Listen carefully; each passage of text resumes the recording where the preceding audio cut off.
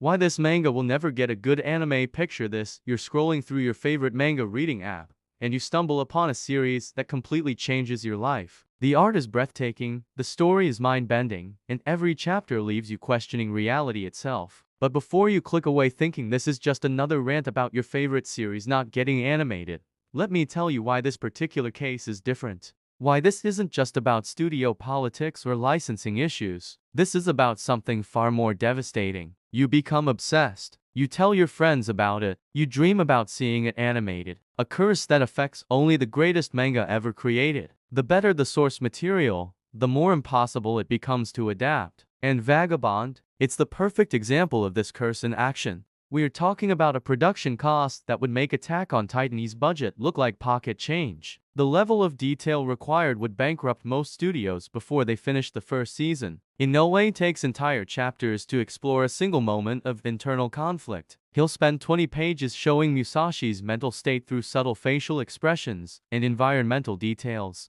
Every chapter is a meditation on life, death, and the nature of existence. You can't speed that up without destroying its essence. You can't add filler without betraying its philosophy. You can't commercialize enlightenment. This isn't action-packed shonen material. This is literary fiction disguised as a samurai manga. You need directors who can translate visual poetry into motion. You need animators who can capture the soul of a character through movement alone. The artwork isn't just good, it's museum quality. Each panel is a painting. Vagabond isn't just a manga that happens to be hard to adapt, it is a manga that exists because it is a manga. You can spend as long as you want on each panel. It's too good for its own good. It's trapped in a prison of its own excellence. You can go back and study the artwork. You can pause and contemplate the philosophical implications. An anime would rob you of that control. It would force you to experience the story at someone else's pace, with someone else's interpretation. It's not meant to. It's perfect exactly as it is. The medium is part of the message. The manga isn't finished. Inoue has been working on it for over 20 years, and we're still waiting for the conclusion.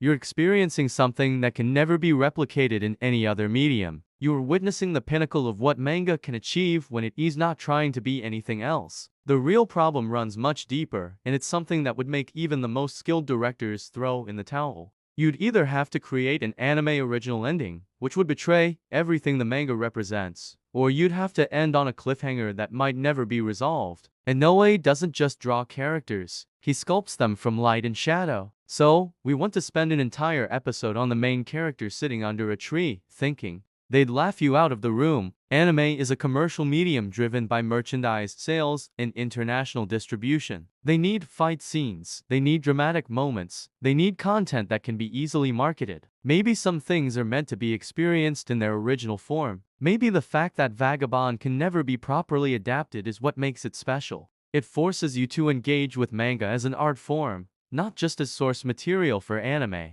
Every sword stroke, every facial expression, every blade of grass is rendered with such detail that you forget you're reading a comic book. You're witnessing art in its purest form. But here's the thing that's going to crush your soul: this masterpiece will never, and I mean never, get the anime adaptation it deserves. The few attempts at adapting similar manga have been absolute disasters. Vagabond's dialogue isn't just conversation, it's poetry. Every word is carefully chosen. The internal monologues are philosophical treatises. Finding voice actors who can convey the depth of these characters without making them sound pretentious or boring, good luck with that. Remember what happened to Berserk? Multiple anime attempts, each one worse than the last. The 2016 adaptation was so bad it became a meme. Why? Because they tried to capture something that can't be captured. I'm talking about Vagabond, and if you think I'm being dramatic, you clearly haven't experienced the pure artistic genius that is Takehiko Inoue's magnum opus. See, most anime fans don't realize there's a hidden curse in the industry.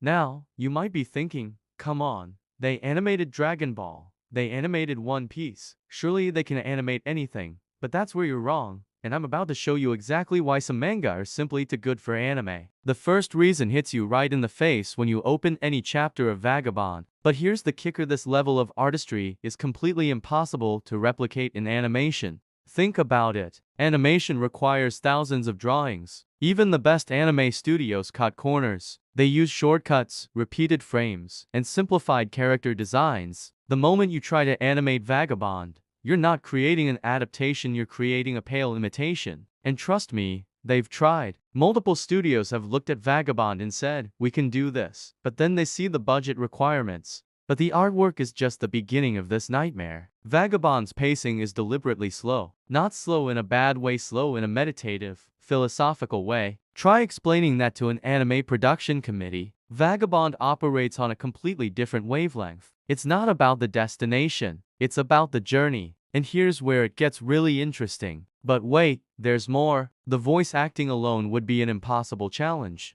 You'd need actors who understand not just the words, but the centuries of Japanese philosophy behind them. The more I think about it, the more I realize that some things are meant to exist in only one medium. When you read Vagabond, you control the pacing. And here's the thing that really gets me: even if they somehow solved all these problems, even if they found unlimited budget and perfect staff, there's still one insurmountable obstacle. How do you adapt something that doesn't have an ending? How do you create a satisfying anime when the source material is incomplete? You can't. This is the cruel irony of Vagabond. It is simultaneously the manga that most deserves an anime adaptation and the manga that can never get one. But maybe that's okay. So the next time you're reading Vagabond, remember this: you're not just reading a story. That's why this manga will never get a good anime.